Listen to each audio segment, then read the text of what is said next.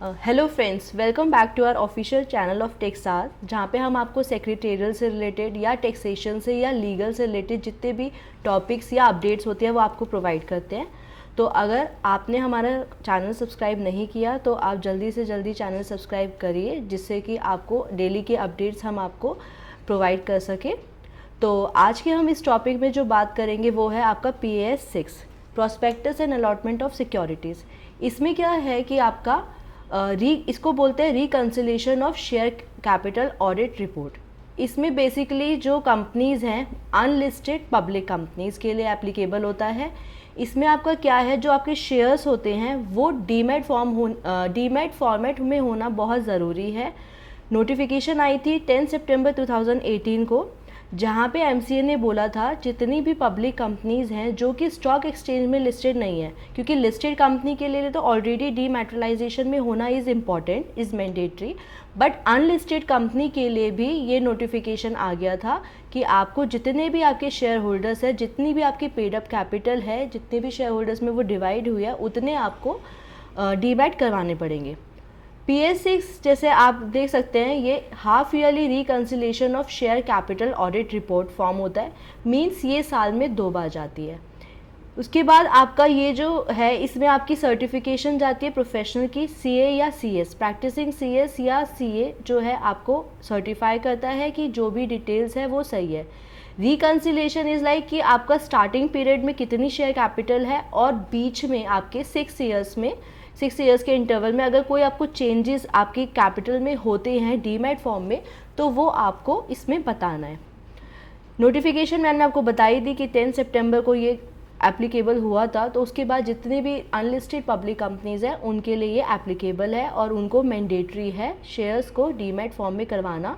Unlisted public company जो है वो अपने शेयर्स फिजिकल फॉर्म में नहीं रख सकती, जैसे कि प्राइवेट लिमिटेड कंपनीज रखती हैं।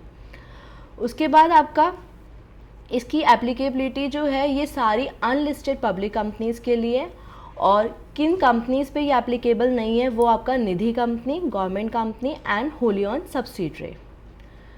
इसमें आपका issuance of securities by unlisted company में ये है कि आपका शेयर्स जो है डीमैटेरियलाइज फॉर्म में होना चाहिए, मींस फिजिकल ना हो के डीमैट मतलब आपको AD बैंक्स में जाके उनसे बोलना पड़ेगा कि हमें अपने शेयर्स डीमैट करवाने हैं।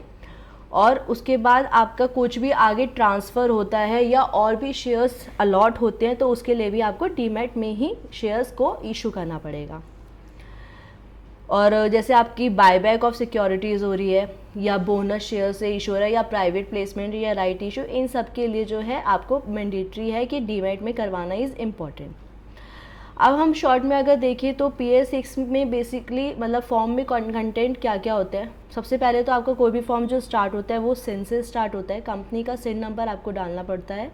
उसके बाद इसमें जो सबसे स्पेशल चेंज जो है वो है ISIN number, international security identification number. ये हर सिक्योरिटीज़ के लिए अलग अलग दिया जाता है और ये आपको जो डीमैट करते हैं वो ही प्रोवाइड कर सकते हैं। तो आपको अपनी कंपनी, अगर आप डीमैट कर रहे हैं शेयर्स तो आपको पता ही होगा, लेकिन अगर कंपनी वरना आपको कंपनी से मांगना पड़ेगा कि आप अपने AD बैंक से जाके ISIN नंबर दो, क्योंकि ISIN नंबर के बिना फॉर्म जो है वो फिल नहीं होगा।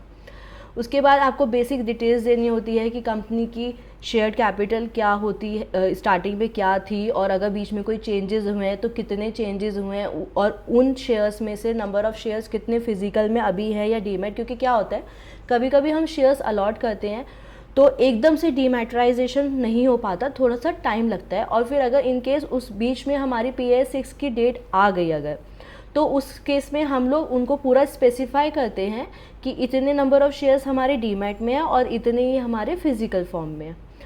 तो आपकी कंपनी के जितने भी शेयर कैपिटल में कुछ भी चेंजेस हो रहे हैं और अगर नहीं भी हो रहे हैं तो भी आपको PAS 6 फाइल करना इज़ मैंडेटरी। उसमें आपके किसी भी एक डायरेक्टर की DSC भी लगते हैं और बाकी प्रोफेशनल के तो आपके हैं ही। इसकी ड्यू डेट्स क्या हैं आपकी, अगर आपको जैसे मैंने बताया है कि ये हाफ ईयरली रिपोर्ट है, तो इसमें अप्रैल टू सितंबर पीरियड के लिए आपका है 29 नवंबर और अक्टूबर से मार्च जो है वो है आपका 30 मई। PAS 6 फाइल अगर आप कर रहे हैं तो आपको ISIN नंबर मैंडेटरी है, जो मैंने आपको पहले भी बताया है। ये 12 डिजिट अल्फ़ा न्यूमेरिक नंबर होता है जो आपको NNA national numbering agencies provide करती है। ये आपको कंपनी दे देगी, उसमें आपको कोई प्रॉब्लम नहीं है। ये कंपनी जो है अनलिस्टेड पब्लिक कंपनी, ये फिजिकल शेयर्स में नहीं हो सकती। इनकी पेनल्टीज़ होती हैं जो कि मैक्सिमम 2 लाख और ऑफिसर्स के लिए 50,000 पर डिफ़ॉल्ट तक भी जा सकती है। तो अभी हम क्या करते हैं कि ये तो मैंने आपको थियोरेटिकल पार्ट बता दिया। तो अभी हम क्या करते हैं, एक फॉर्म ऐसी मतलब एक फॉर्म है जो मतलब अब मैं आपको PS6 जो है ऑनलाइन एक बार फिल करके बताती हूँ कि उसमें क्या क्या चेंजेस हुए हैं। सबसे पहले तो चेंजेस यही हुआ है कि वो V3 पोर्टल पे चल गया है। वो अपने आप में ही बहुत बड़ा चैलेंज है। V3 पोर्टल पे ये फॉर्म आ गया है तो ये अपने आप में भी चैलेंज है, इसीलिए क्योंकि अभी जो है साइट का इशू चल रहा है और अभी V2 से V3 पोर्टल में अभी भी देखा जाए तो प्रॉब्लम्स आ रही हैं। तो इसलिए आप अपना लास्ट मोमेंट तक वेट ना करें कि भाई इसकी 30th में डेट है, आप अभी से ही फॉर्म फाइल कर सकते हैं क्योंकि वो मैक्सिमम डेट है 30th में, अगर हम अक्टूबर से मार्च तक की बात करते हैं। तो जैसे कि मैं आपको एक PS6 फॉर्म बताती हूँ। PS6 फॉर्म आपका कंपनी फाइलिंग में कंप्लाइंसेस, ये रहा आपका PS6 फॉर्म। ये आपका ऑनलाइन फॉर्म हो गया है। इसमें आपको कंपनी का सिन नंबर डालना है, फिर कंपनी का नेम जो है वो आपका ऑटो फिल हो जाएगा। मैं आपको एक बार करके दिखाती हूँ। कंपनी का नेम, एड्रेस और ईमेल आईडी ये आपका जो है ऑटो फिल होगा जैसे ही आप सिन नंबर डालेंगे कंपनी का। उसके बाद पीरियड ऑफ फाइलिंग, तो अभी हम जो करेंगे वो अक्टूबर से मार्च तक का करेंगे। अक्टूबर 2022 से 31 मार्च मीन 6 मंथ्स का। आप जब अक्टूबर डालोगे तो 31 मार्च मतलब 6 मंथ्स का वो कैलकुलेट करके ऑटोमेटिक आ जाएगा। उसके बाद number of classes of shares आपकी कितने हैं। जैसे मेरे केस में सिर्फ एक ही क्लास है, मीन्स इक्विटी ही है कंपनी में, कोई प्रेफरेंस शेयर्स नहीं है, तो मैं यहाँ पे 1 डालूँगी। उसके बाद आपको टाइप ऑफ सिक्योरिटी में डालना है, इक्विटी है या प्रेफरेंस है, class of company 1, ISIN number ये आपको कंपनी प्रोवाइड करेगी। उसके बाद नंबर ऑफ़ शेयर्स आपका आ रहा है कि held in dematerialised form in CDSL और NSDL। हाँ, ये जो है ये आपके ऊपर है कि आप अपने शेयर्स डीमेट जो करवाते हैं वो CDSL में या फिर NSDL में कहाँ पे रखते हैं, तो वो उतने नंबर ऑफ़ शेयर्स आपके यहाँ आ जाएंगे। फिर फिज़िकल अगर कोई है, जैसे कि मैंने आपको बताया डीमेट प्रोसेस में टाइम लगता है, तो आप उतने इसमें नंबर ऑफ़ शेयर्स मेंशन कर देंगे। फिर ये ऑटोमेटिक जो है total number of issued shares ले लेगा।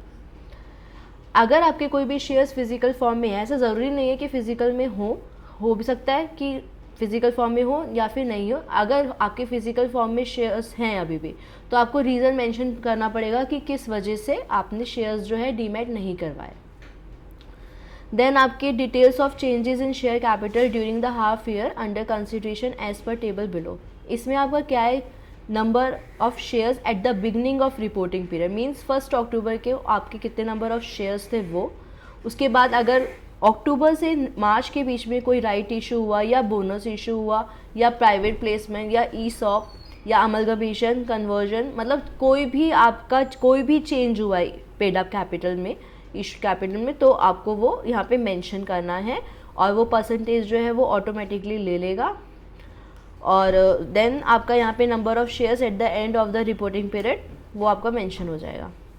उसके बाद details of the shares held by the promoters, directors और KMP।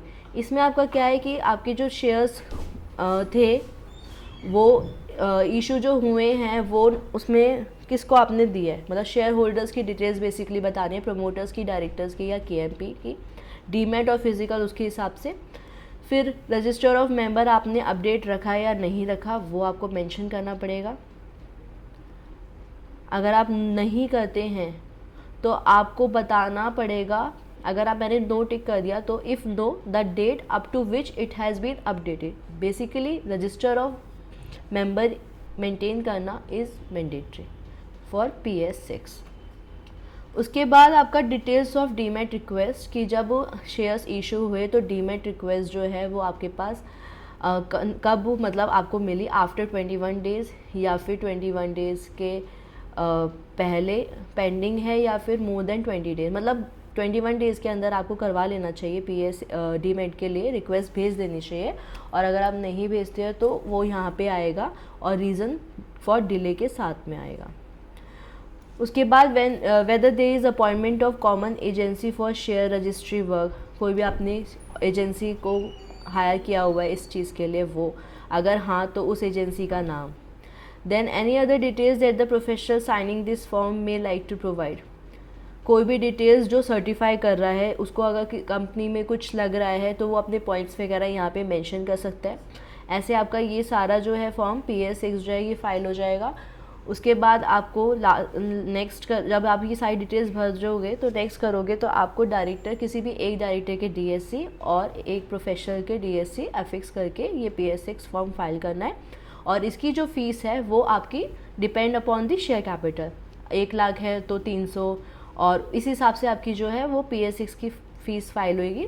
तो आई जस्ट होप कि आपको ये वीडियो बहुत अच्छा लगा हो, और अगर आपको कोई भी क्वेरी हो तो आप हमारे कमेंट सेक्शन में मेंशन कर सकते हैं। और अगर आप को कोई भी इसके रिगार्डिंग कुछ भी पूछना है तो आप कॉल भी कर सकते हैं, लेकिन दैट वुड बी पेड, उसके चार्जेस होते हैं। तो जैसे भी है आप हमें ज़रूर बताएं कोई भी आपको प्रॉब्लम आती है। और 30th मई तक आप वेट ना करें, क्योंकि V3 में ये फॉर्म आने की वजह से थोड़ा सा बीच में इशू करें। Thank you so much.